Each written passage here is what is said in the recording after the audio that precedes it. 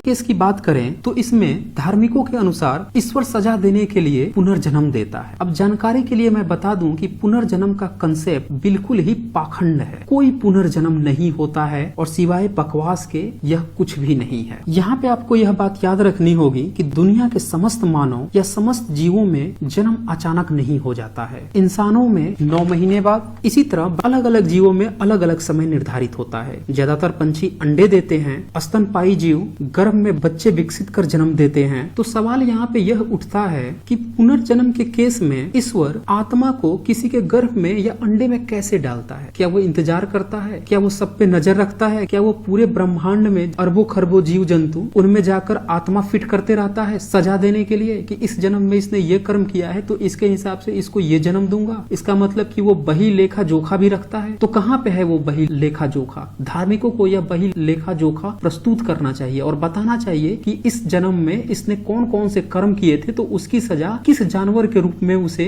पैदा करके मिलेगी। क्या उनने आज तक ये बताया? तो ये बहुत बड़ा प्रश्न चिन्ह है कि ईश्वर सजा देने के लिए किसी को पुनर्जन्म देता है। अब यहाँ पे कुछ लोग ये कहेंगे कि उनके चाचा के, ताऊ के, मौसी के, नाना के यहाँ कोई एक बच्चा है जो अपने पुनर्जन्म की बातें बता रहा था और जांच किया गया तो वो सत्य पाया गया। तो यहाँ पे मैं ये बता दूं कि ये पूरी तरह से काल्पनिक बात है, सिवाय पाखंड के कुछ भी नहीं। क्योंकि किसी भी आत्मा में कोई मेमोरी नहीं होती है। अगर मेमोरी होती तो जितने भी लोग जन्म लेते हैं उन सबके पास मेमोरी होती, लेकिन मेमोरी तो होती नहीं है। इवन आप यही देख लें कि इसी जन्म में जब इंसान बूढ़ा होता है तो उसकी याददाश्त कम होने लगती है। आत्मा तो वही है, फिर याददाश्त कम क्यों हो गई अगर उसके पास मेमोरी है? तो कभी कभी ऐसा भी देखा गया है कि उसके सर पे चोट लगती है और उसकी याददाश्त चली जाती है। जब आत्मा के अंदर मेमोरी है तो शरीर पे चोट लगी, आत्मा पे तो कोई फर्क ही नहीं पड़ता। ये तो आपकी धार्मिक ही किताब बता रही है, तो फिर उसकी मेमोरी कैसे चली जाती है? इसका मतलब यह है कि आत्मा में कोई मेमोरी नहीं होती है। और जो लोग भी ये बात कह रहे हैं कि इस जन्म के बाद वो पूर्व जन्म की बात बता रहा है, वो पूरी तरह से ढकोसला है। आइए अब तीसरा